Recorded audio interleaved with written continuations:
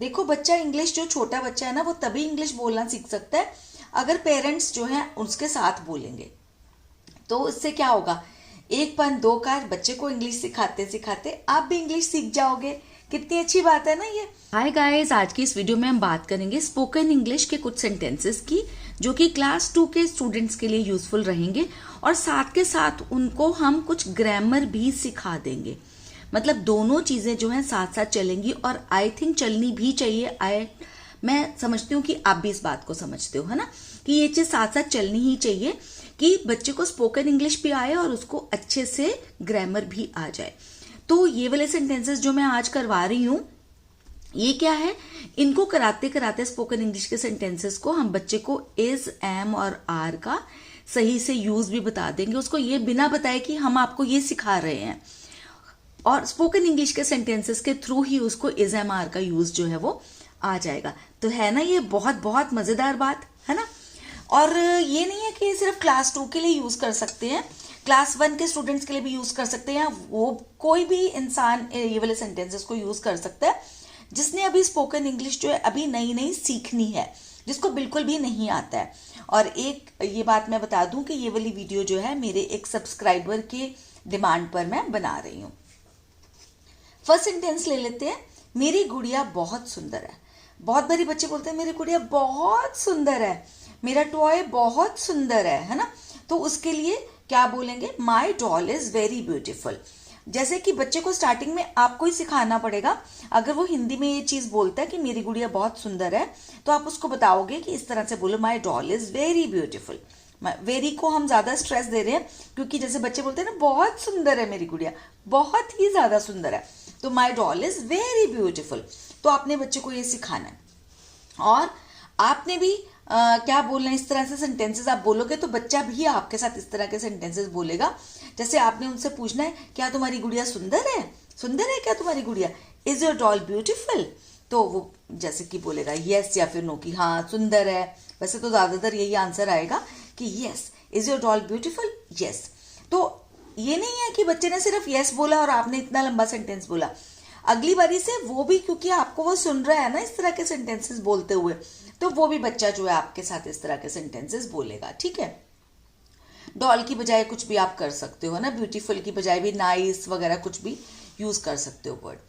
और नेक्स्ट है सेंटेंस, जैसे कि बच्चे बोलते हैं ना मुझे भूख लगी है, तो अगर बच्चा अगली बारी से बोलता है मुझे भूख लगी है, तो आप बोलोगे बेटा, आप ये बोलो आई एम फीलिंग हंग्री, या फिर आई एम हंग्री। मैंने फीलिंग को ब्रैकेट में लिखा है क्योंकि फीलिंग नहीं भी लगाएंगे तो चलेगा। ठीक है, मुझे भूख लगी है, आई एम फीलिंग हंग्री, या फिर आई एम हंग्री मम्मा, पापा आई एम हंग्री। ठीक है, और जैसे आपने पूछना है क्या तुम्हें भूख लगी है, तो आप उससे पूछो कि are you hungry, are you feeling hungry. Feeling लगाओ नहीं लगाओ आपकी अपनी मर्जी है। ठीक है, अगर आप कंफर्टेबल महसूस करते हो, अगर आपको लगता है कि फीलिंग लगाने से फ्लो आता है, तो बेशक लगाइए। ठीक है, आर यू फीलिंग हंग्री, तो बच्चा बोलेगा। और उसको ये भी बताना ना आपने कि इस जो आप ये वाला सेंटेंस बोल रहे हो, इसकी हिंदी ये है कि क्या तुम्हें भूख लगी, आर यू फीलिंग हंग्री।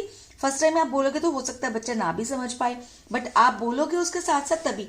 देखो बच्चा इंग्लिश, जो छोटा बच्चा है ना, वो तभी इंग्लिश बोलना सीख सकता है अगर पेरेंट्स जो है उसके साथ बोलेंगे। तो इससे क्या होगा, एक पन दो कार, बच्चे को इंग्लिश सिखाते सिखाते आप भी इंग्लिश सीख जाओगे। कितनी अच्छी बात है ना ये। तो इसमें बच्चा बोलेगा यस या फिर नो, कि भूख लगी है तो यस बोलेगा, नहीं लगी तो नो बोलेगा। और यहाँ पर जो है ना, आप आई एम को इस तरह से भी बोल सकते हो, आई एम फीलिंग हंग्री, बच्चों को ऐसे सिखा सकते हो। ठीक है, I am feeling hungry, I am की शॉर्ट फॉर्म है ये। ठीक है, तो ये क्या होता है, जब हम शॉर्ट फॉर्म्स बोलते हैं तो हमारे बोलने में एक फ्लो आता है। अगले सेंटेंस पे चलते हैं, मुझे कुत्तों से डर लगता है। बच्चे कई बार बोलते हैं ना, मुझे कुत्तों से डर लगता है, मुझे बिल्ली से डर लगता है, मुझे इस चीज से डर लगता है, मुझे चूहों से डर लगता है। तो डॉग्स की बजाय आप कुछ भी लिख सकते हो, लेकिन मैं आपको बता रही हूँ ये होगा I am afraid of dogs, I am afraid of dogs. तो अब ये वैसे मैंने आपको पहले भी बता दिया, फिर से बता रही हूँ कि आई एम की शॉर्ट फॉर्म भी लिख सकते हो, मतलब बोल सकते हो आप। ठीक है ना, I am afraid of dogs. तो अपने बच्चे को सिखाना ही है कि इस तरह से बोलना आपको। ठीक है, I am afraid of dogs.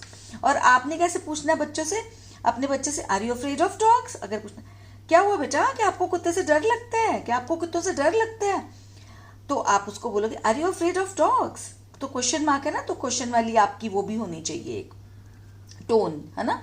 Are you afraid of dogs, तो बच्चा बोलेगा येस या फिर नो, जो भी उसको लगेगा, ठीक है।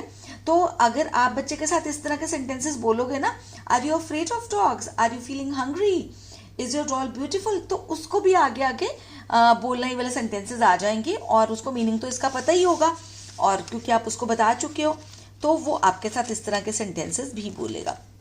तो ये देखो अभी करते करते जैसे माई डॉल इज, उसको पता चलेगा कि अगर एक चीज के बारे में बात करनी है तो इज लगाना है, ठीक है। तो इज योर डॉल ब्यूटीफुल, ये भी उसको पता चल जाएगा, ठीक है। आई के साथ एम लगाना है, उसको पता चल जाएगा। यू के साथ आर लगाना है, ये उसको पता चल जाएगा, ठीक है। ये भी भैया आई के साथ एम, आर के साथ, जैसे कि you are afraid of dogs को are you afraid of dogs हो जाएगा, ठीक है ना। मतलब यू जब लगाते हैं तो आर लगता है। तो कुछ और सेंटेंसेस कर लेते हैं, उसमें और भी हैं चीजें। तो नेक्स्ट जो है वो है ये भारी है। कई बार बोलते हैं ना बच्चे, अच्छा बेटा चलो अपनी बुक्स ले, मम्मा ये बहुत भारी हैं, बहुत भारी हैं। तो आप बच्चा क्या बोलेगा, दीज आर हैवी, तो आप बोलोगे बेटा बोलो दीज आर हैवी, ठीक है। भारी की इंग्लिश होती है हैवी, दीज आर हैवी। और अगर एक चीज के बारे में बोलना है, अगर एक चीज बच्चा ला रहा है और उसको बोलना है, तो आपको पता ही है क्या बोलना है, दिस इज हैवी, कि ये हैवी है, ठीक है, दिस इज हैवी।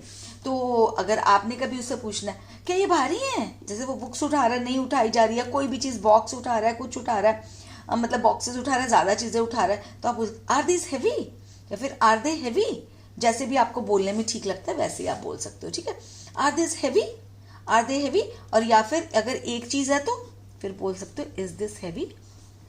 अच्छा मैंने आगे लिखा भी है वैसे, ठीक है। तो बच्चा बताएगा येस या नो, ठीक है।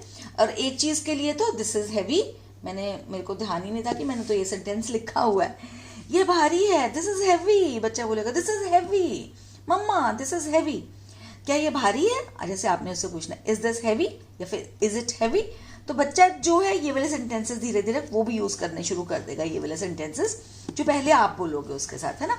तो फिर येस बोलेगा या फिर नहीं, अगर हैवी लगेगा उसको तो येस, नहीं लगेगा तो नो।